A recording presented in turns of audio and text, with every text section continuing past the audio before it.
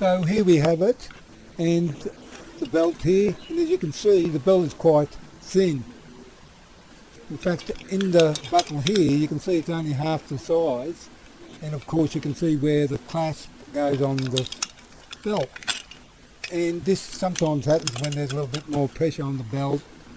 Bend over and got a lot of pressure on the belt. This may happen to some belts that are a little bit thinner.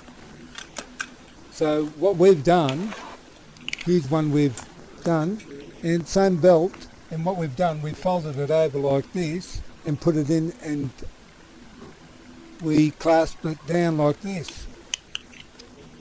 So if you stand by, we'll show you actually how it's done. It's quite an easy job to do. Let's go. So here we are. We've got the clasp here. I'll just put it on the side here near the vise here. And here's the belt.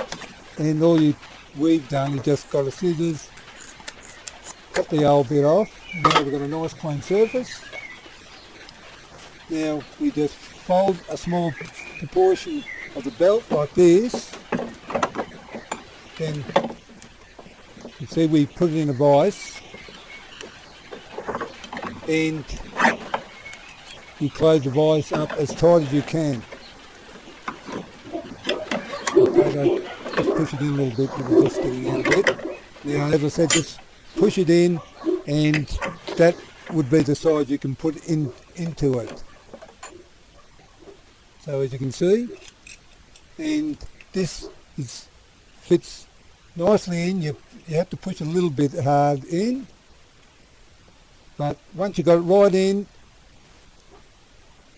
you just squeeze the clasp like this. You see it's quite tight fit. Once it's down, this thing is not going to come out of the buckle, as you can see. I hope this helps any people that have this problem. And well, I suppose, well, that's about it.